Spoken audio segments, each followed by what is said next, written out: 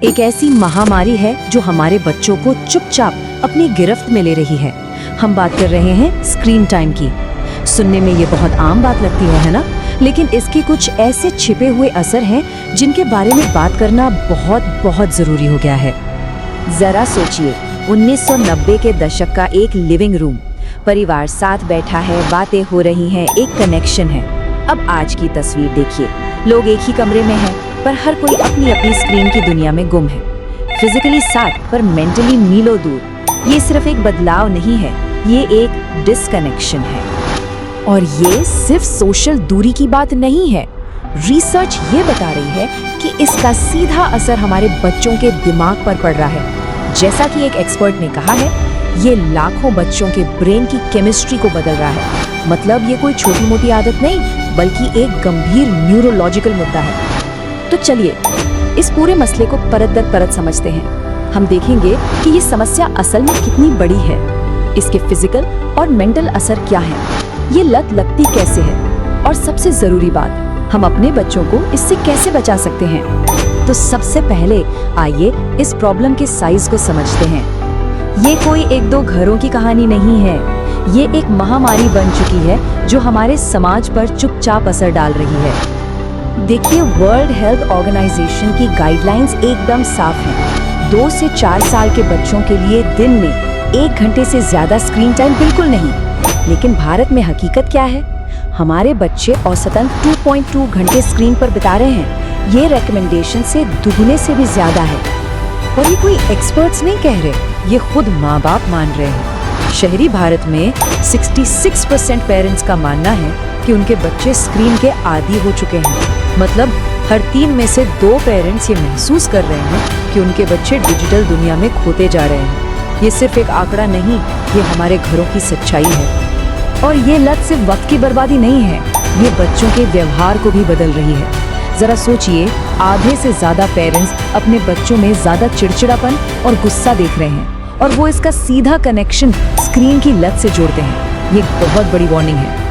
तो अब जब हम ये समझ गए हैं कि प्रॉब्लम कितनी बड़ी है, तो चलिए अब इसके फिजिकल असर पर नजर डालते हैं कि स्क्रीन असल में बच्चों के शरीर के साथ कर क्या रही है। मोटे तौर पर 3 बड़े फिजिकल रिस्क हैं। पहला है मायोपिया, यानी दूर की नजर का कमजोर होना। दूसरा, नींद की प्रॉब्लम। स्क्रीन से निकलने वाली ब्लू लाइट मेलेटोनिन नाम के हार्मोन को बनने से रोकती है, जो हमें नींद आने में मदद करता है।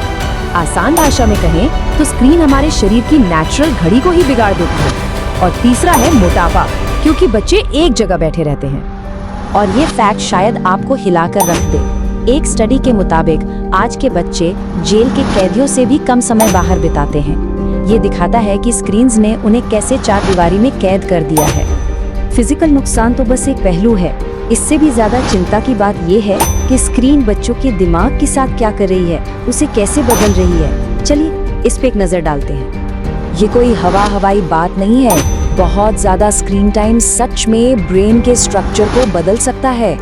ये दिमाग के उन हिस्सों पर असर करता है जो हमें इमोशंस कंट्रोल करने, दूसरों से घुलने मिलने और किसी चीज पर ध्यान लगाने में मदद करते हैं, यानी लाइफ के सबसे जरूरी स्किल्स।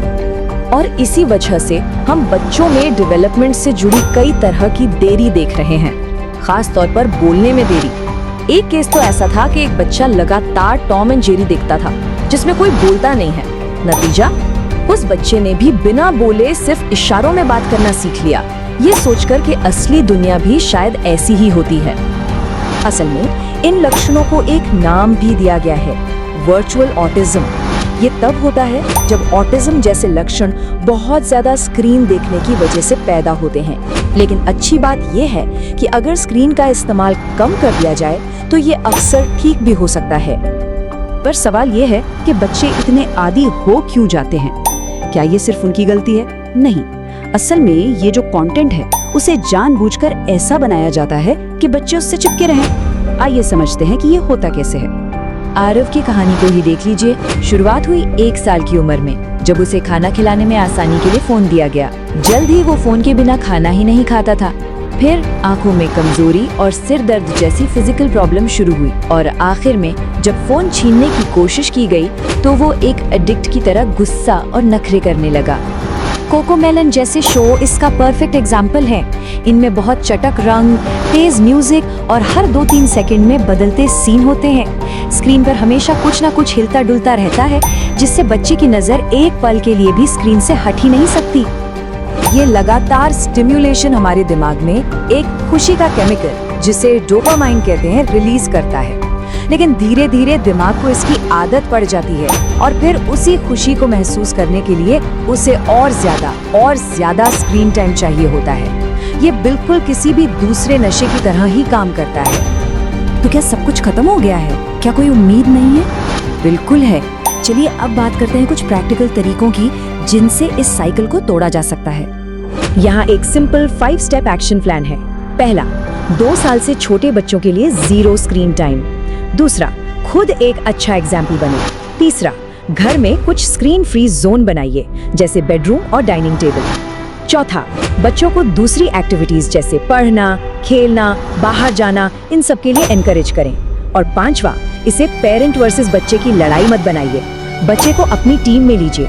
ये आपका परिवार वर्सेस स्क्रीन की लड़ाई है। और शायद सबसे जरूरी बात, बच्चे वो नहीं करते जो आप कहते हैं, वो करते हैं जो वो आपको करते हुए देखते हैं। अगर पेरेंट्स खुद स्क्रीन से चिपके रहेंगे तो बच्चे भी वही सीखेंगे। बदलाव की शुरुआत घर से ही करनी होगी। तो आखिर में ये सवाल हम सबको खुद से पूछना है, क्या चंद लम्हों की सहूलियत या शांति के लिए हम अपने बच्चों की सेहत और उनके भविष्य की इतनी बड़ी कीमत चुकाने के लिए तैयार हैं?